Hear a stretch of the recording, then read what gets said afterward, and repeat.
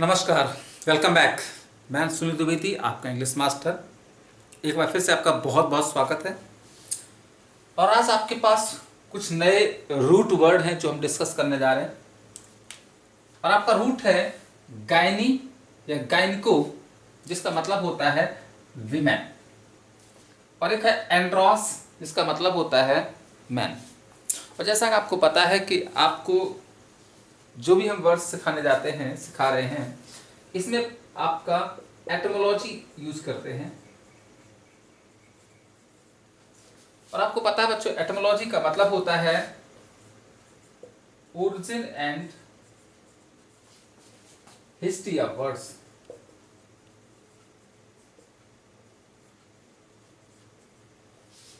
Origin and history of words का मतलब होता है शब्द की उत्पत्ति कैसे होती है, शब्द बनते कैसे हैं। इन्हें हम आपको सिखाते हैं। हमारे इस वर्ड का रूट वर्ड क्या होता है, इसमें लास्ट में आपका सफिक्स क्या लगा होता है, और इसमें आपका पहले यानी कि प्रीफिक्स क्या लगा होता है।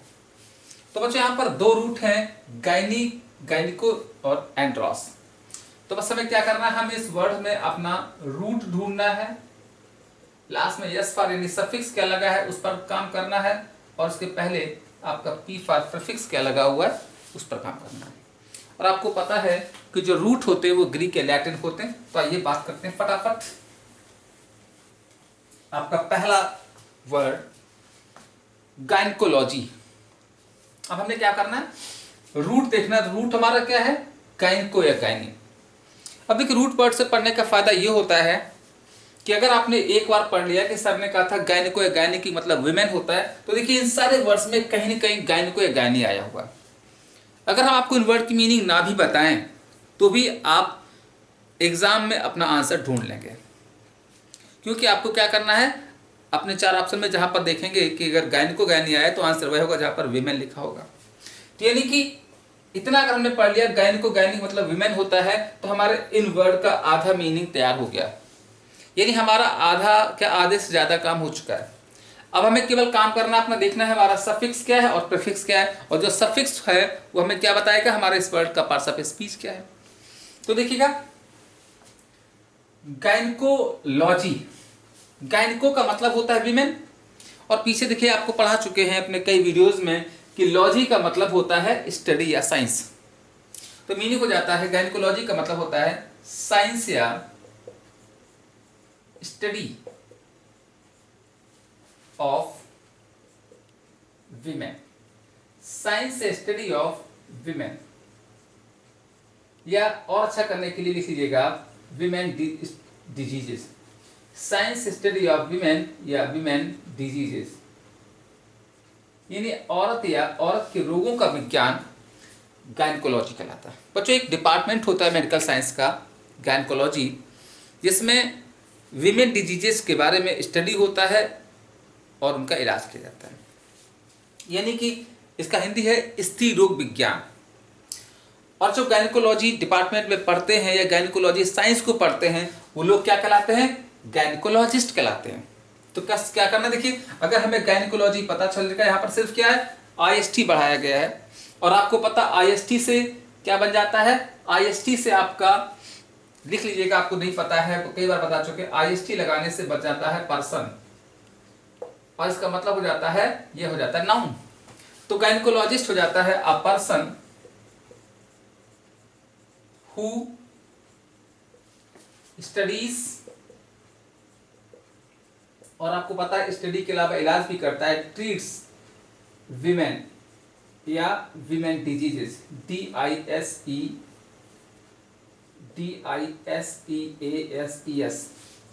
तो अ पर्सन हु स्टडीज और ट्रीट्स विमेन डिजीजेस, यानी वह इंसान जो औरत के रोगों का अध्ययन करता है, इलाज करता है, वो कहलाता है गायनकोलॉजिस्ट। और गायनकोलॉजिस्ट का मतलब होता है स्त्री रोग विशेषज्ञ, महिला रोग विशेषज्ञ। अगला है पॉलीगायनी। अब देखिए, पॉली का मतलब हमने क्या सिखाया, आपका प्रीफिक्स है, मतलब होता है मैनी। और गायनी का मतलब क्या होता है, विमेन। तो पॉलीगायनी का मतलब होता है मैनी विमेन, या विमेन को हम यहां पर मैनी वाइफ्स भी कर सकते हैं। क्योंकि औरत या पत्नी एक ही बात है। तो पॉलीगैनी हो जाता है मैनी विमेन मैनी वाइफ्स, कई स्त्रियां कई पत्नियां, पॉलीगैनी कहलाता है।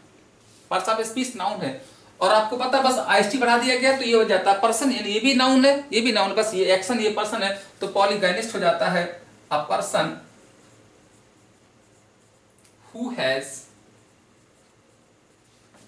मैनी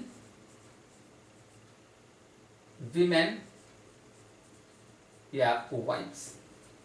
इन वही इंसान जिसके पास जो कई स्त्रियां रखता है, कई शादियां करता है, कई महिलाओं से शादियां करता है, वो पॉलीगैनिस्ट कहलाता है। बहुत इंपॉर्टेंट वर्ड है, वन वर्ड में बहुत आते हैं। अगला आपका है बिगैनी।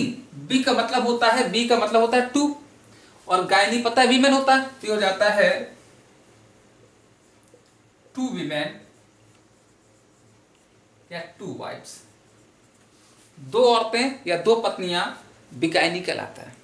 पार्ट्स ऑफ स्पीच नाउन, याद रखिएगा वाई लगा नाउन, और बस यहां पर क्या बिगैनी से आईसी लगा दिया गया, ये बन जाता पर्सन, तो ये भी नाउन है बन जाता, ये हो जाता अ पर्सन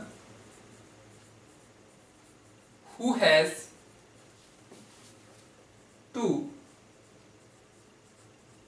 विमेन या वाइफ्स।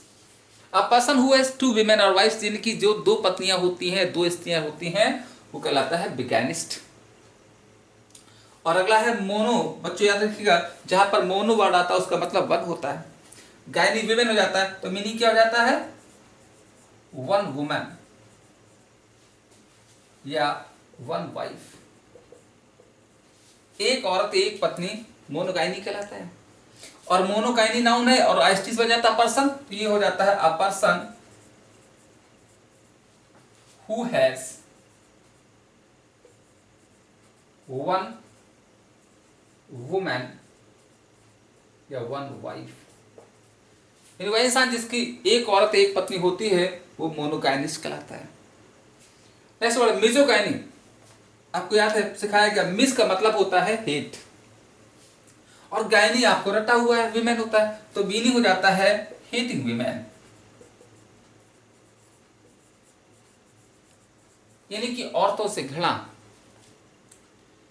और पार्ट्स ऑफ स्पीच नाउन है। मिजोगाइनी से बना दिएगा मिजोगाइनिस्ट, बस यहां पर एक्स्ट्रा क्या किएगा आईएसटी, ये क्या बन जाता है पर्सन, दोनों नाउन बस ये एक्शन ये बन जाता है पर्सन, तो मिजोगाइनिस्ट हो जाता है a person who hates women.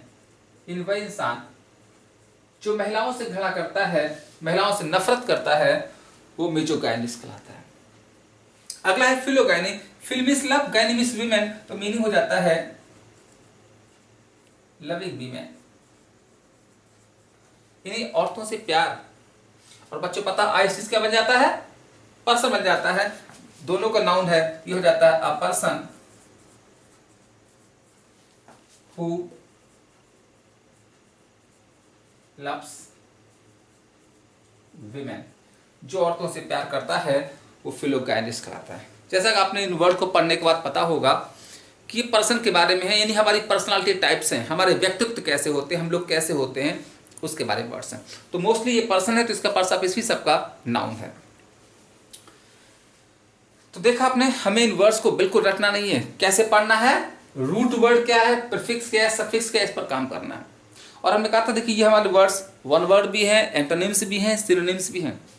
अब देखिए जैसे क्या सीखा आपने कि गायनको का मतलब क्या होता है विमेन, लॉजी स्टडी स्टडी या विमेन, इस्ट बन जाता है पर्सन, अब person who studies women diseases. Poly many, gynae women, many women. और पता है पॉलीगाइनी का अपोजिट हो जाता है, पॉलीगाइनी का यहां पर आप लिख लीजिएगा, इसका अपोजिट हो जाता है पॉलीएंड्री, POLYANDRY, पॉलीएंड्री। तो पॉली मीन्स मैनी होता है, एंडी मीन्स होता है, यहाँ पर लिखा हुआ है, आप चाहो तो लिख लो, हमने ऊपर नोट करा दिया एक वर्ड, हाँ ये एंट्रोस मैन होता है, तो पॉलीएंड्री हो जाता है मैनी मैन, या मैन को हम यहां पर कर सकते हैं हस्बैंड्स, पॉलीएंड्री। यानी कि पॉलीगाइनी अगर आपका है मैनी विमेन या वाइफ, तो पॉलीएंड्री हो जाता है मैनी मैन और हस्बैंड्स, कई पति या कई पुरुष। और पॉलीगाइनी से पॉलीगाइनिस बना दिया जाता है, क्या हो जाता है, poly means many, gyny means poly means many, gyny means women, ये हो जाता है person who has many women, और पॉलीगाइनिस का अपोजिट हो जाता है पॉलीएंड्रिस्ट। तो पॉलीमिस मैनी एंड्रोमिस ये हो जाता है one who has many man या हस्बैंड्स। क्या देखिएगा बच्चों, पॉलीगाइनी का अपोजिट पॉलीएंड्री और पॉलीगाइनिस्ट का अपोजिट हो जाता है पॉलीएंड्रिस्ट। तो सीखा कैसे, poly means many, gyny means women, many women, ये बन जाता है person. Bi means two, gyny means women, two women, ये पर्सन है। Mono means one, gyny means women, one woman, ये पर्सन बन जाता है। Mis mis hate, hating women, ये बन जाता है person. Phil means love, loving women, ये बन जाता है पर्सन। और देखिए यहाँ पर क्या है कि पॉलीगाइनी का अपोजिट पॉलीएंड्री है, पॉलीगाइनिस का अपोजिट पॉलीएंड्रिस्ट है, और पता है एक और, पॉलीगाइनी का अपोजिट मोनोगाइनी भी है, पॉलीगाइनिस्ट का मोनोगाइनिस्ट भी है। और देखिएगा मिजोगाइनी का अपोजिट फिलोगाइनी है, और मिजोगाइनिस्ट का अपोजिट फिलोगाइनिस्ट है। तो बच्चों याद रखिएगा, बहुत इंपॉर्टेंट वर्ड्स हैं।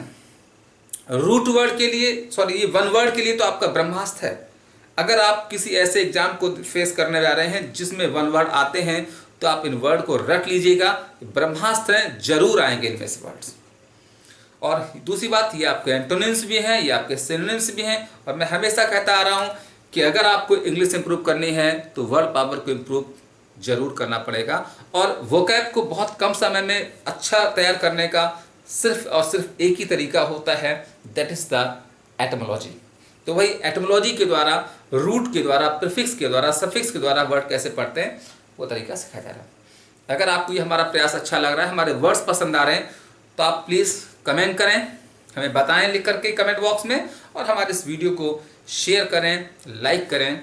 और अगर अभी तक आपने अपने इस इंग्लिश मास्टर चैनल को सब्सक्राइब नहीं किया है तो इसको सब्सक्राइब भी कर लें, कि जिससे इस अच्छे जितने भी नए वीडियोज हैं सबसे पहले आपके पास पहुँचें। आगे फिर मिलेंगे कुछ और नए रूट के साथ, कुछ और वर्ड के साथ। तब तक के लिए नमस्कार, जय हिंद।